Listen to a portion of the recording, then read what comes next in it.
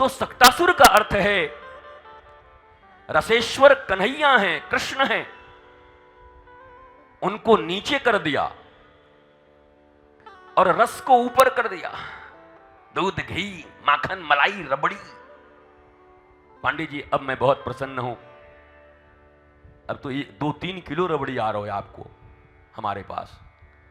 हमारे वो विंध्याचल से एक पंडा हमारे सेवक हैं और एक हैं प्रयागराज से, दोनों पंडित जी। अब बस समझ लीजिए कि वो तो कह रहे हैं कि आज तक इतनी कृपा भगवान कृष्ण ने हम पर नहीं की जितनी बलदाऊ जी ने हम पर किया है। रबड़ी मिले तो ये भगवान बदल लें। कल इनको अगर काशी में भोलेनाथ के यहां 5 किलो रबड़ी कोई दे दे तो कहेंगे वाह भैया, बलदाऊ जी ने ख्याल ना ही राखो, देखो तो महादेव ने कितनो ख्याल राखो।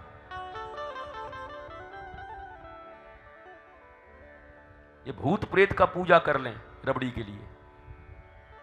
और यही नहीं, दुनिया में हर आदमी, हंसो मत, तुम्हारे जो डिमांड्स हैं, तुम्हारे जो मांग हैं, पैसे पैसे पैसे, प्रतिष्ठा, तुम्हारा काम होना चाहिए, उसके लिए चाहे जिसकी पूजा करने को कहा जाए तुम राजी हो? नहीं हो? और तुम्हारे पति जो जहां काम करते हैं ना, जहां पे, उनसे भी पूछ लेना। घर में अगर तुम गैया का गोबर उठाने को कह दो, हमें तो क्या समझ रखी है गोबर उठाने, तू क्या करेगी? पर अपने जो चीफ एग्जीक्यूटिव इंजीनियर साहब हैं, उनके कुत्ता की लेड़ी उठा रहे हैं वो, भाभी जी ने कहा तो गलत है तो बोलो। उनको ठेकेदारी चाहिए, उस ठेकेदारी के लिए हम भाभी जी भाभी जी भाभी जी भाभी जी भाभी जी भाभी जी भाभी जी बहुत अच्छा कुत्ता आपका है भाभी जी गजब, बहुत भाभी जी। अरे आज कहाँ चला गया वो, आज आया नहीं है, क्या हुआ भाभी जी? ये यहीं पर ये कर दिया। भाभी जी मेरे रहते हुए आप ऐसे करके, इतना प्यार से उसको साफ करता है कुत्ते की लेड़ी को। वो जानता है ये कुत्ते की लेड़ी नहीं है, 50 करोड़ का ठेकेदारी इसमें रखा हुआ है। भाभी जी की प्रसन्नता ही काफी। क्या ये भावना नहीं है आपकी, हमारी नहीं है?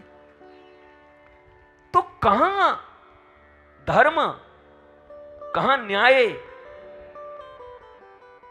कहां नीति, कहां श्रद्धा?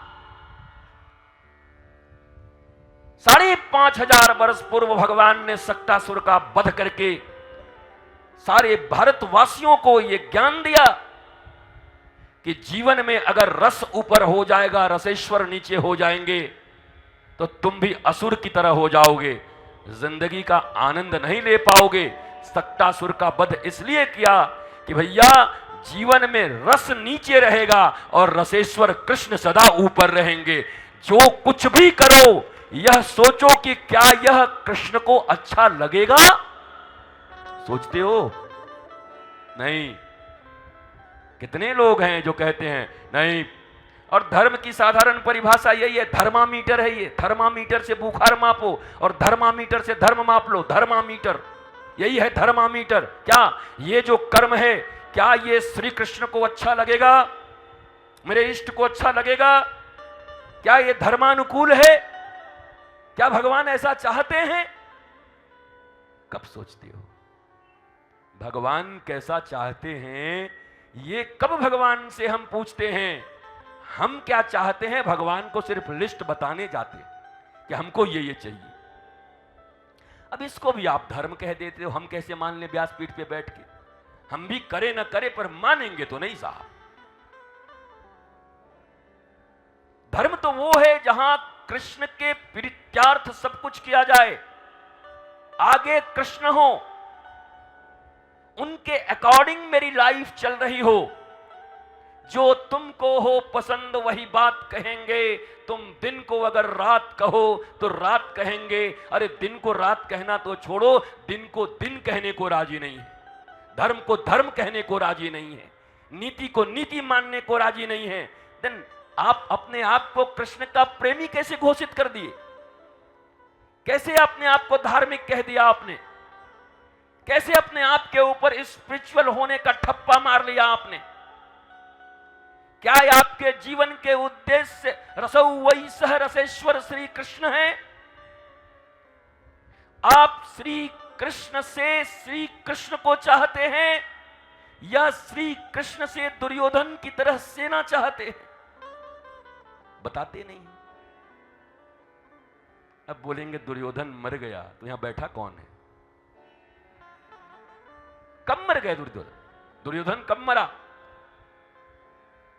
दुर्योधन वो है जब उनकी मां उनको कहती है कि एक दिन नंगा होके मेरे पास आ जा, मैं पट्टी खोल के तुझे देख लूंगी तो तेरे सारे अंग वज्र के हो जाएंगे, तुझे कोई मार नहीं सकता।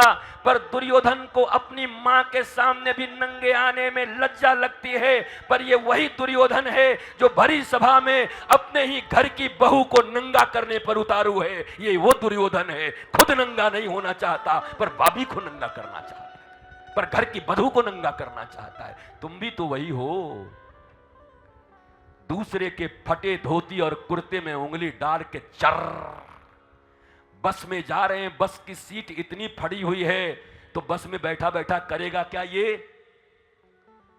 राक्षसानंद?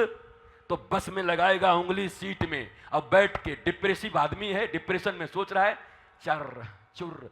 हम तो कई को देखते हैं महाराज, अब कोई ना कोई कालीन बिछा जाता है आके, गुरुजी आपके कमरे में कालीन में बिछा दे, ऐसे ऐसे लोग आते हैं, बैठे हैं महाराज जी ऐसे ऐसे करके, और कालीन में उंगली लगाए हुए हैं, नोच के चौथ के वाको पूरो खत्म करके, अरे तू सांप है क्या है? काय को कालीन के पीछे पड़ा है भाई? डिप्रेसिव आदमी है, पता ही नहीं है किस लिए आया है, क्या कर रहा है, हाथ कहां चल रहे हैं, पांव कहां चल रहे हैं, दिमाग कहां चल रहा है। फिर वही अग्निपथ का डायलॉग आ जाता है सामने, हे अन्ना,